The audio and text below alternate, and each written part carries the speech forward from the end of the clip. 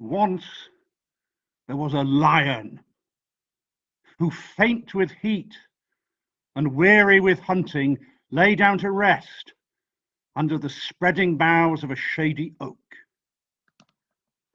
Now, it so happened that while the lion slept, a little mouse ran over his face and tickled his nose. The lion, with a roar of annoyance, woke at once and caught the little rodent in his paw and was just about to crush him to death when the little fellow spoke up.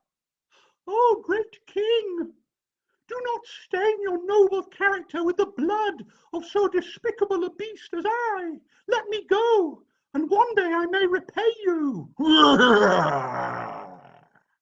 The lion roared again, but with amusement this time, at the idea of this tiny little creature ever helping a mighty king like him.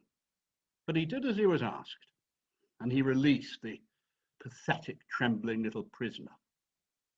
Now, it happened that not long afterwards, as the lion galloped across the forest in pursuit of prey, that he became entangled in a hunter's net. And unable to free himself, he set up a loud and hideous roar. The mouse, although far off, recognized that terrible sound at once, and without delay he ran to the spot where the furious lion lay enmeshed. "Fear not, great king, fear not," he repeated, as he set about gnawing the ropes of the net with his sharp little teeth. "I shall release you." And within minutes, the royal brute was free. The two animals looked at each other, shook hands, nodded, and went their separate ways. Little friends may prove great friends. Welcome to Breakfast with Aesop. Now, I hope that I've lots of little friends and great friends out there, so please let me know who's watching and perhaps how old you are, and if you like, let me know your names in the comments to the video. I'm Robert. You may have thought at first that I'm an incarnation of the Greek hero Heracles because of my get-up, but I'm not. My name is Robert.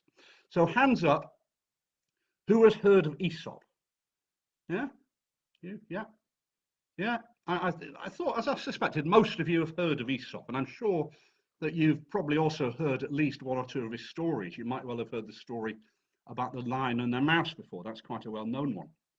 Well, over the next few days, I'm going to read and tell some of Aesop's best-known stories and also some of his less well-known ones. And I thought that I'd organize it by treating a different animal each day, because, as you know, most of the characters in Aesop's stories are talking animals. And today, as you've guessed from the beginning and from my get-up, today is devoted to the lion. Now, the language that these stories were originally written in was ancient Greek. And it struck me that while we're all having to stay indoors and you can't do your usual lessons at school, while in a sense you are trapped like the lion in the net of coronavirus, I thought this was a good opportunity to learn some ancient Greek. So alongside the stories that I'm going to read and tell, I'm going to teach you to learn different words for the different animals in ancient Greek and the sounds that they make. So first up, first ancient Greek word to learn, leon. Leon. What do you think that means? Leon. It's easy. It's obvious, isn't it? It's lion. It's almost exactly the same as the English word, leon. And perhaps there's someone out there listening called Leon or Leo. Perhaps you've got friends called Leon or Leo. Perhaps you have an Uncle Leonard. These are all names that come from the Greek word for lion, leon. Now, what sound does a lion make? It's possible that some of you feel a little bit too grown up to do this, but those of you who are uninhibited, let out a great lion-like sound now. In English, we normally say that a lion roars. In Greek, the sound that a lion makes is Brukastai. Can you say it? Brukastai. That means to roar. Brukastai. Come on, after three. 1, 2, 3. Brukastai. All right. End of Greek lesson. There was once a lion who had grown old. He'd grown old and weary and rather out of shape. He could no longer move as before. He no longer found it a pleasure to chase after stags in the forest to devour them, or to leap upon unsuspecting goats or sheep, or to snatch fish out of the lake with his paw. So he let it be known throughout the land that he'd fallen sick, that he had retired from the chase, and that he lay dying in his cave in the forest. However, he wasn't fully self-isolating, because he asked the animals of the land to come and visit him, to pay their respects. And also, he let it be known that he wanted to apologize for any prior wrongs he may have committed and somehow make amends. And many of them came, thinking themselves safe, that now the lion was ill, he could do them no harm. They were flattered at the invitation. First, the sheep came, stood at the entrance of the lion's cave, and asked how he felt. And the lion, in a faint voice, said, "Oh, come closer, my friend. I can scarcely speak above a whisper. Come closer so we can talk." And the sheep came closer and said, "How are you feeling?" And the lion said, "Oh, come closer." And the sheep came closer, and Brukastai! The lion grabbed him and gobbled him up. And then the rabbits came, Brukastai! He gobbled them up. And the goats, the boars, the geese, Brukastai! Many foolish animals came to the lion's cave, and all were gobbled up. And as the sun set, a shadow fell across the mouth of the cave. "Who is that?" whimpered the lion. "It's me, my lord lion. It's Mr. Fox. I heard that you're unwell. What ails you?" "Oh, come closer, Reynard. I can scarcely talk above a whisper. Come closer and I will explain." "Ha! If it's all the same to you," said the fox, "I think I'd rather stay out here." "But why?" "Well, I notice, my lord lion, that while there are many footprints leading into your cave, I can see none coming out."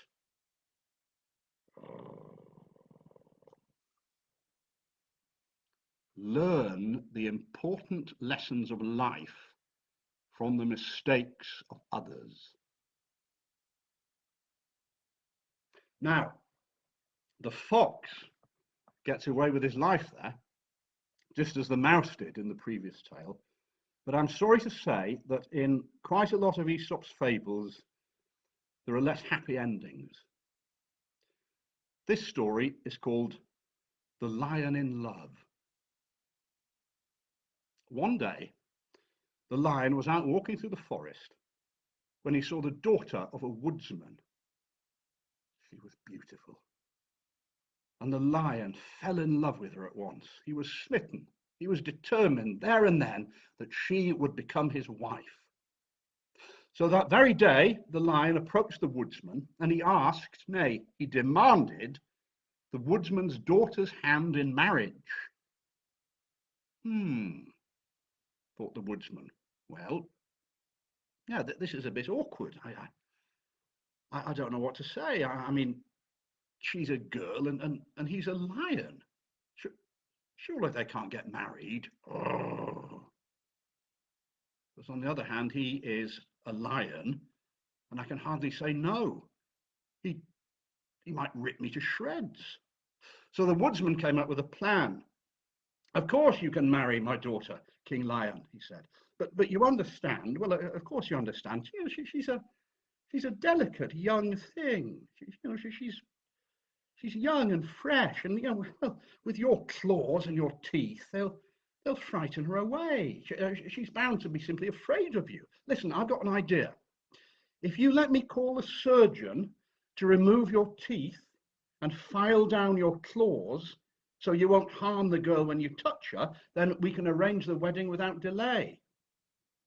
Well, the lion was too much in love to hesitate, so he agreed, and that very afternoon the surgeon came, and he clipped the lion's claws, and he pulled out his teeth, so they were blunt like a sheep's. And no sooner was the great king of the beasts deprived of his teeth and claws than the treacherous forester attacked him with a huge club and knocked his brains out.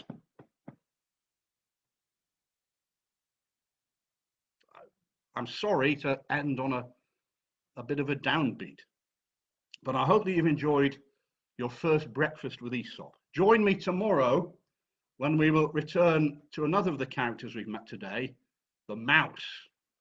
And if you would like to get in touch with any comments or ideas or requests, then you can contact me by following the link which is in the video description. Thank you very much. Hope to see you tomorrow.